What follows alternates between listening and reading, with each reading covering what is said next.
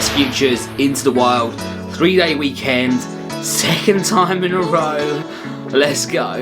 3-day weekend, 115 odd students from several different primary schools all over London and surrounding counties. Wow, what a weekend. Obviously I've done one before. If you missed my vlog, I'll pop it here and there'll be a link above. Have a look at that. That was the first time I went. This time round it was primary school students and it was completely different as opposed to secondary. And you know what?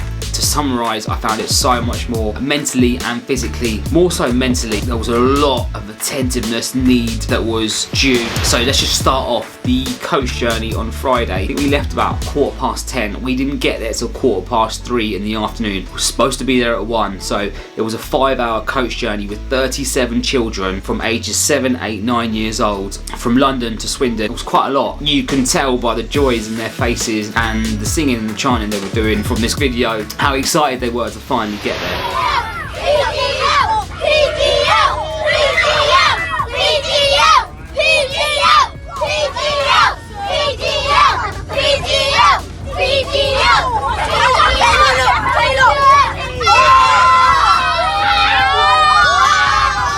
So one quick story before I go into my 5 key points as to why I work with Yes Futures and why I want to carry on working with them if I can, and what the benefits are of working for a charity and volunteering. Just want to explain what the stars are. These stars, throughout the whole weekend, all the adults get allocated a certain number of stars to give out to any of the students. It could be in their group, it could be any of the students that are actually there on the weekend. Anything that a student does, whether it be something positive, whether it be helpful, whether it be motivating one of the other kids, whether it be encouraging them to climb up the climbing frame, comforting them, whatever it might be, we would give a star to any of the students that we've seen them doing something, i.e. one of those, whether it be confidence, whether it be showing the resilience, whether it be their self-awareness, whether it be helping other people, motivating other people, whatever it might be that they've done good, we would warrant them a star. At the end of the day, we'd collect stars. I got allocated 10 students, similar to last time. I think I had 8 last time, I had 10 this time, and there's always a couple that are the standout ones that are very high achievers, high energy, high buzz, and there was this one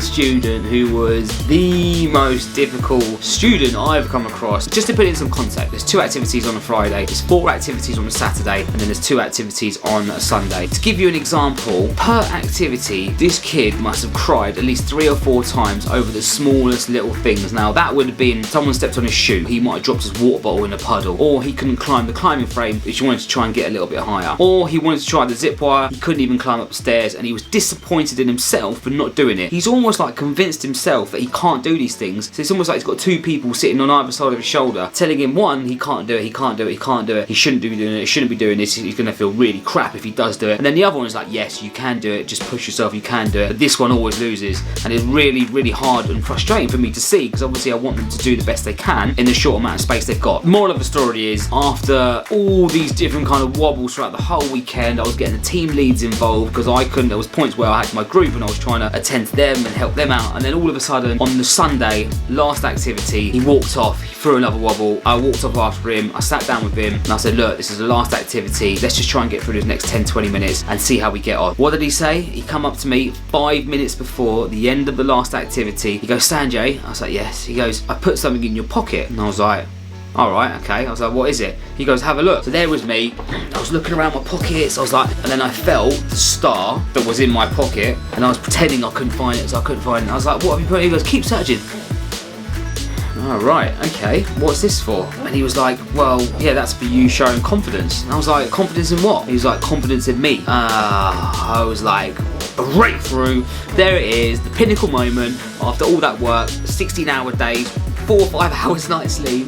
It takes that one little sentence, that one thing to make you know it's all worth it, and it's always on the last day, and that's why I massively appreciate what Yes Futures do. As much as, yes, I did it and I was there and I was helping him and I had so many conversations with him, that just makes it worth it, because that showed he really listened to actually everything I said. All those times he was kicking and screaming, kicking the shed, punching the wall, crying, he actually listened to what I was saying, and throughout the whole weekend I didn't really think he did, so that makes a big difference. So 5 key things as to why I volunteer for a charity, especially one like Yes Futures, where they are all about students and self-development. 1, when I was a kid back in primary school, I didn't have this type of program to go to. It was all just school orientated, academic orientated. To go on a program like this where you're self-developing, confidence, resilience, self-awareness and your communication skills, it just shows that what we're doing does make an impact and it does add value to students, especially if they're taking everything on board and getting fully involved. Number 2, the satisfaction you get from doing something like this, you will not find this anywhere else. There's a little clip which I'm going to put in now where Arnold Schwarzenegger said his rules to success, and what does he say for number 6? That takes me to rule number 6, which is a very important rule. It's about giving back. Whatever path that you take in your lives, you must always find time to give something back. Something back to your community, give something back to your state or to your country.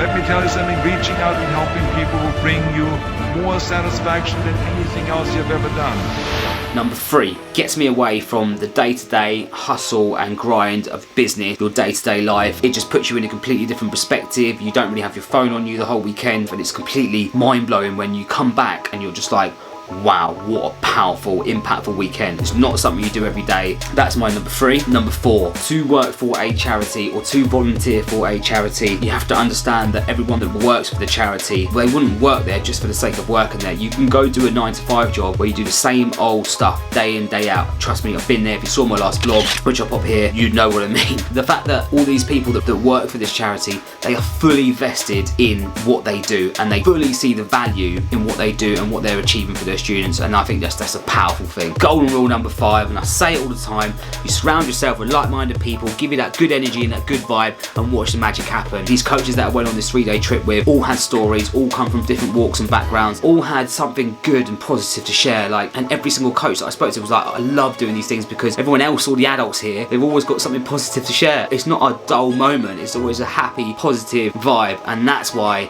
golden rule number 5. They're my 5 tips as to why I volunteer. This is my review of Yes Futures Into the Wild 3-day weekend part 2. Is there going to be a part 3? I don't know. Let's see how we get on. Thank you for tuning in. Make sure you follow me on Instagram. It's Ignite Your Mind UK. I'll put it down here. All the links will be below. If you are looking to become or do something for a charity, I highly advise it. The reward and satisfaction you get from this, I have not found this anywhere else. So please have a look, do some research, find something that's good for you. It doesn't have to be students or kids you have to coach. It could be anything. There's so many different charities out there. Mental health is a big one I'm really passionate about at the moment, and I definitely think there's always more people can add value to and share knowledge. And yeah, if you're looking to become a coach, if you're in London or surrounding counties, by all means, I'm going to link below. Here we go. Yes Futures, they're always looking for more coaches. They've got new programs coming out, more schools, more students. Next 5-year plan is massive, so make sure you check them out. I'll link them below. Make sure you subscribe, click the bell notification. As always, I'll see you on the next one. Take care.